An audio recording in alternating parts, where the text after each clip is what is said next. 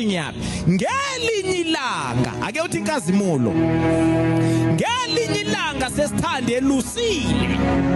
enye izinyane ngiyacabanga liyayiphumela lona uthi uyobuyisa lona ubona isihlahla siyavutha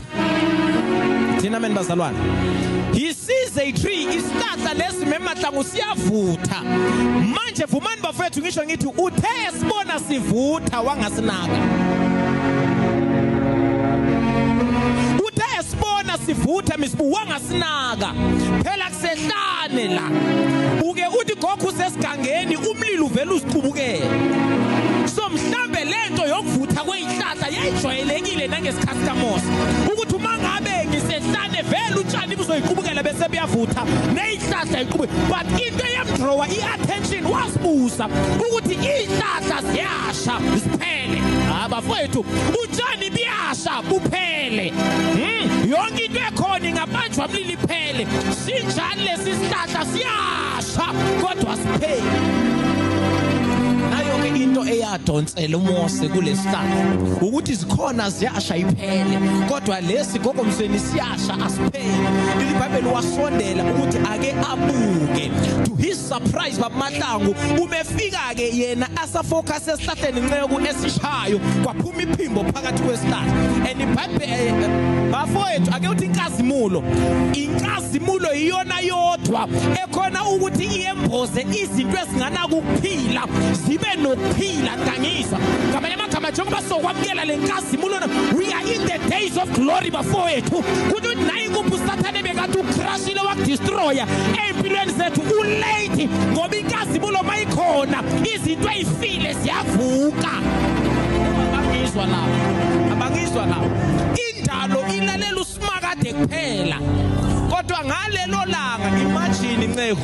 abantu bekhona mfundisi uNkulunkulu wayeka abantu wangena esihlahleni babekhona abantu ababekhona wayengavele ekhulume ngayo uJethro kodwa uNkulunkulu wangena esihlahleni inganivele uyisihlahla sokuphila inganivele uyisihlahla sokuphila ingakakwazi ukuthi avele ngephimbo uthi uMose mangithi ngiyabheka ngabona isihlahla sinelangabi siyavutha kodwa siphele asikwazi ukuphela ngoba njengoba isihlahla sokuphila Hebrews 12 verse 29 our God is a consuming fire. Then sakhuluma iphimbo lithi Moses Moses how isimanga sendaba kanti isihlahla sike sikhulume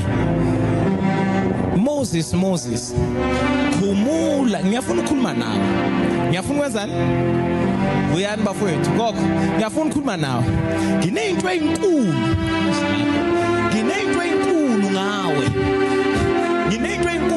ngawe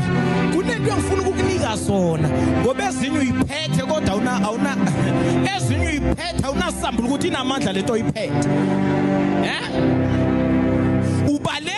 ubaleke eGibhithe awazi ukuthi lento obaleka na Nkosi yami iyona sokuya siyisebenzise bafowethu ake nginisize namhlanje uNkulunkulu angeke asebenze ngento engekho usebenza ngento ekhona ingakho noma iwayini liphele emshadweni waseKhana laseGalile azange yena avele eze nemiracle